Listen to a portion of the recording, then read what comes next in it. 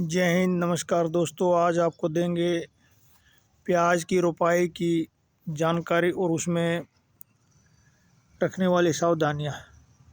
सबसे पहले आपको क्या करना है, खेत को प्लान कर लेना है। प्लान करके उसको अच्छी तरह से बारीक कर लेना है।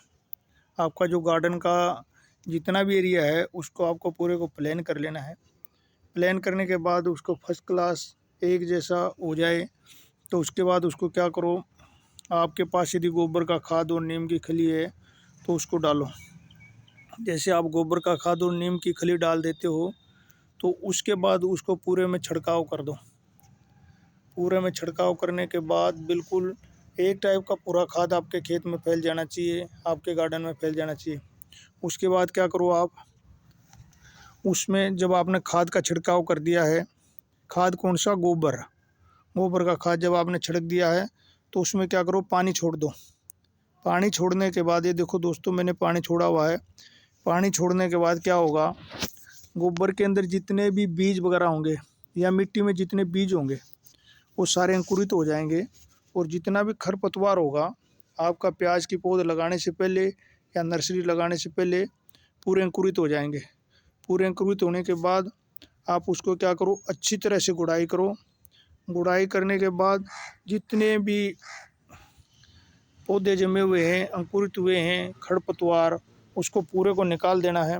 पूरे को निकालने के बाद आपको क्या करना है, नर्सरी को लेना है, नर्सरी को निकालना है। निकालने के बाद आपको उसको कम से कम भी 5-5, 6 उंगल की दूरी पर एक दूसरे को लगाना है। और एक लाइन से दूसरी लाइन के बीच में कम से कम एक बिलात यानी 7 से 8 इंच का फ़र्क होना चाहिए। इसका कारण क्या है, जब आप गुड़ाई करोगे प्याज की तो उसमें आराम से खुरपी निकल जाए, क्योंकि प्याज की गुड़ाई आपको बार बार करना पड़ेगा। और बार बार करने के कारण आपको, नहीं तो जब भी आप गुड़ाई करोगे तो एक दो प्याज हर बार कटता रहेगा। इसी सावधानी को पहले से ध्यान में रखते हुए आपको कम से कम 8-8, 9-9 सेंटीमीटर दूर रखना है एक प्याज की नर्सरी को दूसरी प्याज की नर्सरी से, ताकि लगाते समय आपको कोई दिक्कत भी ना हो और आपका अच्छा प्याज तैयार हो जाएगा। ये देखो दोस्तों, मैं अभी अपने क्या है, खेत को तैयार कर रहा हूँ। ये मेरा गार्डन का छोटा सा एक मान लो क्यारी टाइप की है, जिसमें अभी मैं आने वाले 10-15 दिन में प्याज लगाऊंगा। और ये देखो मेरी नर्सरी भी तैयार होने लग रही है। ये देखो दोस्तों, ये मेरी प्याज की नर्सरी है, जो मैं बोला कि आपको आने वाले 10 से 15 दिन में प्याज लगाऊंगा। ये नर्सरी को उखाड़ूंगा आराम से, उसके बाद जो क्यारी तैयार कर रहा हूँ उसमें लगा दूंगा। ये देखो दोस्तों, जब ये नर्सरी पंजीरी अच्छी तरह से तैयार हो जाएगी, मतलब एक बिलात से 8 से 9 सेंटीमीटर लंबी हो जाएगी, तो इसको हम क्या करेंगे, इधर से उखाड़ेंगे और उसके जो प्याज की क्यारी बनाई हुई है उसमें लगा देंगे। सबसे मेन इसमें ध्यान रखने वाली बात ये की है कि जो दूरी है, दूरी प्रॉपर होनी चाहिए। दूसरा, खाद पहले से डला होना चाहिए। खाद डालने से क्या होगा, आपका जो पौधा लगेगा वो प्रॉपर लगते ही, जैसे ही जड़ पकड़ेगा, जड़ पकड़ते ही वो फर्स्ट क्लास आपका अच्छी तरह जर्मिनेट हो जाएगा और अपनी तरफ से अच्छा फुटाव करना शुरू कर देगा। और प्याज में एक ही खासियत होती है, जितनी भुरभुरी मिट्टी उतना मोटा प्याज, उतना मीठा, उतना स्वादिष्ट।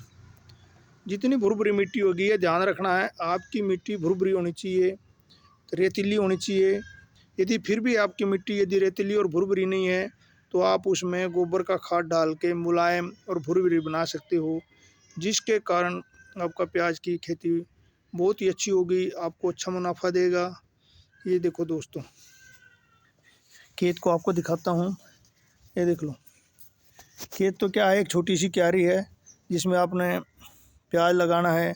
आप इसको गमले में भी लगा सकते हो। यदि आपके पास जगह की कमी है तो आप क्या करो, या तो आधे आधे ड्रम ले लो, नहीं तो आपके जो कूलर है, जब कूलर ख़राब हो जाते हैं तो कूलर के जो नीचे का बेस है उस बेस में भी आप मिट्टी और खाद भर के प्याज, लहसुन, धनिया, इस टाइप की आप सब्ज़ी ले सकते हैं, जो कि सर्दी के मौसम में कम से कम भी 30 प्रकार की सब्जियां लगाई जाती हैं, जिसमें से प्याज भी एक है, धनिया है, मूली है, गाजर है, ये सब सर्दी के मौसम में लगाए जाने वाले हैं। और जो प्याज है ये आपका अप्रैल और मार्च के लास्ट में कंप्लीट हो जाएगा, और लगाने को आपको दिसंबर 1 जनवरी और फरवरी तक लगा सकते हो। फरवरी के बाद लगाने से तो प्याज आपको उत्पादन नहीं दे पाएगा, क्योंकि फिर बारिश शुरू हो जाती है और प्याज को कंप्लीट तैयार होने के लिए 4 से 5 महीने चाहिए। जय हिंद, नमस्कार। जानकारी अच्छी लगी तो लाइक, सब्सक्राइब और कमेंट करा। जय श्री खाटू श्याम, जय।